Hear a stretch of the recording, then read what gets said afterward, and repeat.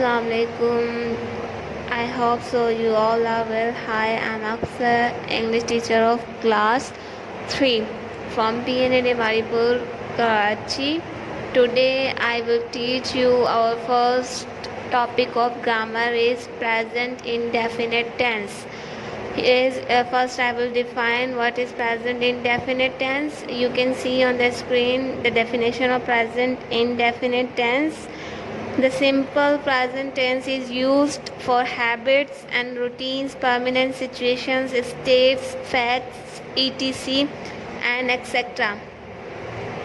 जो present simple tense होता है उसको यूज़ किया जाता है हैबिट्स के लिए। हैबिट्स मीन्स वो तमाम आदतें जो आप डेली लाइफ में कर रहे होते हो, जैसे कि मैं खाना खाता हूँ, स्कूल जाता हूँ, नहाता हूँ, सोता हूँ, ये आपकी क्या है, हैबिट्स है जो आप डेली कर रहे होते हो। तो जब भी आप हैबिट्स के बारे में आप किसी को बताए तब वहाँ पर आपने कौन सा टेंस यूज़ करना है, प्रेजेंट सिंपल का टेंस यूज़ करना है। उसके अलावा जो नेचुरल फैक्ट्स होते हैं जो खुद ब खुद होते हैं, जैसे कि सूरज निकलता है या चांद, ये सारे क्या है, नेचुरल फैक्ट है जो खुद ब खुद हो रहे हैं। जैसे पानी 100 डिग्री सेंटीग्रेड पर बॉयल होता है और जो कैंडल है वो मेल्ट होती है, ये सारे क्या है, नेचुरल फैक्ट है। तो जब भी नेचुरल फैक्ट की बात करते हैं हम, तो तब भी हम कौन सा टेंस यूज़ करते हैं, प्रेजेंट सिंपल टेंस यूज़ करते हैं। प्रेजेंट सिंपल को हम अनदर नेम है, इसका दूसरा नाम है, उसको हम क्या बोलते हैं, प्रेजेंट इंडेफिनिट भी बोला जाता है। अब हम बात करते हैं कुछ एग्जांपल्स की। प्रेजेंट सिंपल एग्जांपल देने से पहले जो है हम बात करते हैं हर टेंस की 3 फॉर्म्स होती हैं। The first form is affirmative, second form is interrogative and third form is negative. जितने भी टेंस बनते हैं वो 3 फॉर्म्स में ही बनते। या तो हम सिंपल एक बात कर रहे होते, स्टेटमेंट दे रहे होते, या फिर हम कोई किसी ऐसा सेंस जिसमें हम किसी चीज़ का इनकार कर रहे होते, या फिर कहीं हम क्वेश्चन पूछ रहे होते। तो आपको अब 3 फॉर्म्स पता चल गई कि हर टेंस, चाहे वो प्रेजेंट का हो या पास्ट का हो या फ्यूचर का हो, हर टेंस की 3 फॉर्म्स होती है। अब हम डिस्कस करते हैं। You can see the rule of present indefinite tense on your screen. Affirmative tense बनाने के लिए जो फार्मूला आपकी स्क्रीन पर आपको दिखाई दे रहा है, सबसे पहले सब्जेक्ट आएगा, देन उसके बाद वर्ब की फर्स्ट फॉर्म। प्रेजेंट सिंपल के लिए हमेशा वर्ब की फर्स्ट फॉर्म का इस्तेमाल किया जाता है। देन उसके बाद ऑब्जेक्ट आएगा। सब्जेक्ट मीन्स काम करने वाला, जो काम करता है, जैसे कि आई, यू, वी, ही, शी, दे, ये सारे आपके क्या है, सब्जेक्ट है। वर्ब एक्शन एंड ऑब्जेक्ट क्या होता है, जिस पर आप काम कर रहे होते हो। अब आ जाते हैं हम नेगेटिव टेंस के फार्मूले की तरफ। आप अपनी स्क्रीन में देख सकते हैं नेगेटिव टेंस का क्या फार्मूला है, सब्जेक्ट प्लस डू या डज, देन उसके बाद नॉट आएगा, फिर वर्ब की first form and then object आएगा। अब आ जाते हैं अब इंटेरोगेटिव की तरफ, क्वेश्चन। इसका क्या फार्मूला है, क्वेश्चन बनाने के लिए जो हमारा हेल्पिंग वर्ब होता है डू या डज स्टार्ट में आ जाएगा, देन उसके बाद सब्जेक्ट आएगा, फिर वर्ब की फर्स्ट फॉर्म आएगी, देन ऑब्जेक्ट आएगा और एंड में क्या आ जाएगा, हमारा क्वेश्चन मार्क आ जाएगा। आई होप सो कि आपको ये तीनों फार्मूले अच्छे से आ गए कि अफर्मेटिव के लिए कौन सा फार्मूला होगा, नेगेटिव के लिए कौन सा फार्मूला होगा और क्वेश्चन बनाने के लिए कौन सा फार्मूला होगा। Now let's move towards how to make sentence. Okay, जो प्रेजेंट इनडेफिनिट टेंस होता है उसकी उर्दू में हम उसको किस तरीके से रिकॉग्नाइज करेंगे या पहचानेंगे। अब प्रेजेंट इनडेफिनिट को हम किस तरीके से रिकॉग्नाइज करेंगे, किस तरीके से इसकी पहचान है, उर्दू में इसकी पहचान है, एंड में क्या आता है, ताहे, तीहे, तेहे आता है। अब हम सबसे पहले सब्जेक्ट्स के बारे में डिस्कस कर लेते हैं कि सब्जेक्ट मीन्स काम करने वाला। I, we, you, they, he, she, it, singular, name, plural, these all are subjects. अब सब्जेक्ट्स में भी कैटेगरीज है, first person, second person, third person. First person means first person हमारे कौन से होते हैं, आई और बी। फर्स्ट पर्सन का मतलब होता है बोलने वाला, ठीक है, और सेकंड पर्सन सुनने वाला, यू। यू हमारा क्या है, सेकंड पर्सन है, और third person they, he, she, it, singular, plural, ये सारे क्या है आपके थर्ड पर्सन है। थर्ड पर्सन मीन्स जिसके बारे में बात की जा रही है। अब हम आगे डिस्कस करते हैं कि हम जो है जब भी प्रेजेंट सिंपल का अफर्मेटिव सेंटेंस सादा जुमला बनाएंगे तो सारे जुमले के फॉर्मूले में हमने पीछे डिस्कस किया फार्मूला कि एस और ई एस का इजाफा करेंगे वर्ब के साथ। अब एस और ई एस किसके साथ लगेगा? ही, शी, इट और सिंगुलर नेम। ये थर्ड पर्सन जो है आपके, ये जो 4 सब्जेक्ट्स मैंने आपके सामने मेंशन किए, जब भी ये 4 सब्जेक्ट्स आपके आएंगे आपने उस वर्ब के साथ क्या लगाना है? एस और ई एस लगाना है। अब एस किसके साथ लगेगा? वो कौन से वर्ब है जिनके साथ एस लगेगा, और वो कौन से वर्ब है जिनके साथ ई एस लगेगा। If a verb ends in sh, ch, s, z, double s by adding es, अगर हमारे वर्ब के एंड में sh आ जाए या ch आ जाए, x, z या डबल s आ जाए, तो उस वर्ब के एंड में हमने क्या लगा देना है? es लगा देना है।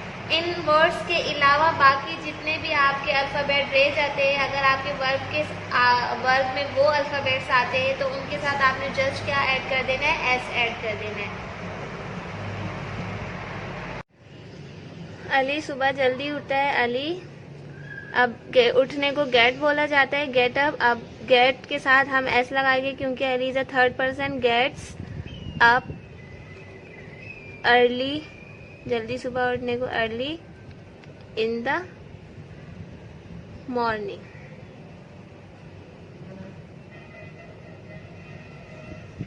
नेक्स्ट 5, वो रोज अपने दांत ब्रश करता है।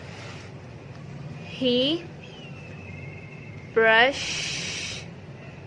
अब ब्रश के एंड में देखिए थर्ड पर्सन है ना, ही, तो हमें एस और एस लगाना पड़ेगा। एस एच आया, अब एस एच आएगा तो उसके साथ हमने क्या लगाना है? E s. He brushes his teeth, क्योंकि अपने टीथ वो ब्रश करता है। His teeth daily.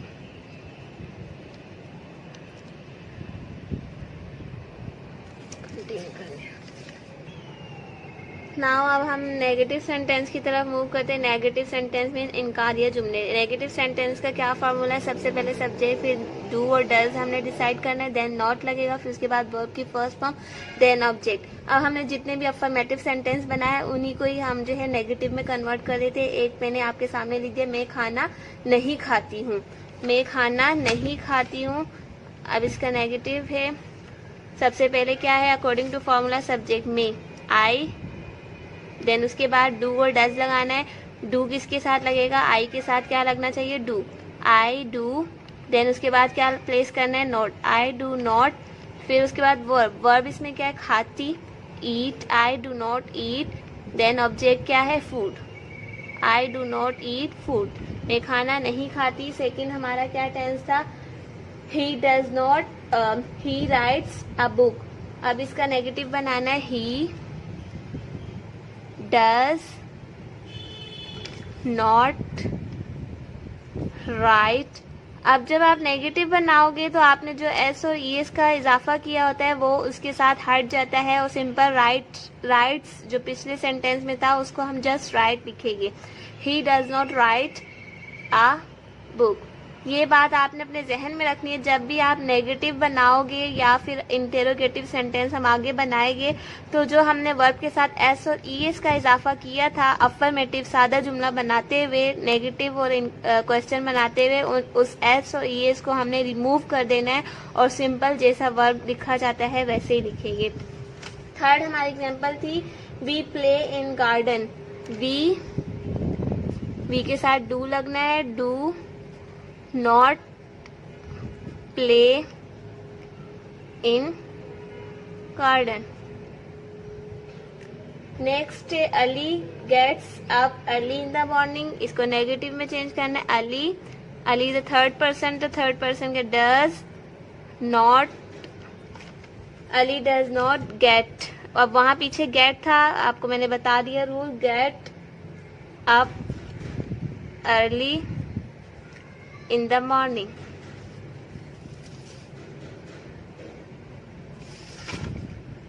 नेक्स्ट है हमारा, वो रोज अपने दांत ब्रश करता है।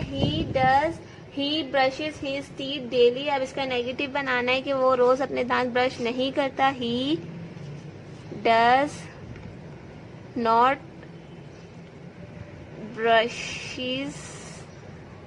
ब्रश आएगा, ठीक है, ई एस नहीं लगाना। ही does not brush his teeth daily. Now अब हम मूव करते हैं interrogative sentences. Interrogative sentences means question, ठीक है, सवालिया जुमले। फॉर्मूला क्वेश्चन बनाने का क्या है, डू और डज स्टार्ट में लगेगा, देन उसके बाद सब्जेक्ट प्लेस करेंगे, देन वर्ब की फर्स्ट फॉर्म, देन ऑब्जेक्ट, और फिर उसके बाद क्वेश्चन मार्क लगाना लाजमी है इंटेरोगेटिव सेंटेंस में। अब इन्हीं सेंटेंस को जो हमने स्टार्ट में बनाए थे उसी का ही इंटेरोगेटिव बनाते हैं। पहले हमने बनाया था वो खाना खाता है, फिर हमने उसका नेगेटिव बनाया था वो खाना नहीं खाती, फिर उसका ही क्वेश्चन बनाना है क्या मैं खाना खाती हूँ। अब क्या मैं, आई है ना, आई के साथ क्या लगता है, डू, तो डू स्टार्ट में आएगा, देन आई प्लेस करेंगे क्योंकि सब्जेक्ट, फिर उसके बाद verb, do I eat food, then object, और फिर उसके बाद क्वेश्चन मार्क। सेकेंड सेंटेंस था ही राइट्स अ बुक, क्या मैं किताब लिखता हूँ, तो क्या ही के साथ क्या लगेगा, डज, देन उसके बाद does he write a book. अब देखिए यहाँ पर मैंने राइट सिंगल लिखा है, इसके साथ एस और एस नहीं लगाया। मैंने आपको पहले ही रूल बता दिया, जब आप क्वेश्चन और नेगेटिव बनाओगे तो जो एस और एस का इजाफा आपने किया होता है वो क्वेश्चन और नेगेटिव बनाते हुए एस और एस हट जाता है। Does he write a book. Third है हमारी example, we play in garden. अब इसका क्वेश्चन बनाना, क्या हम गार्डन में खेल रहे थे, खेलते हैं, डू, वी के साथ डू लगेगा, we play, do we play in garden, क्या हम गार्डन में खेलते हैं। अब बाकी जो I hope, dear students, you all are got it very well. If anyone have a little bit confusion, so you can ask me. I will resolve your all problems. Today your assignment is that you can see on your screen some sentences are present in Urdu. You have to convert this sentence into English. And the second assignment is that one worksheet present in your handouts regarding simple present. You have to solve this worksheet, and I will check, and also prepare yourself for questioning. I will ask some question regarding present simple. Stay home, stay safe, stay lives. Take care. Allah Hafiz.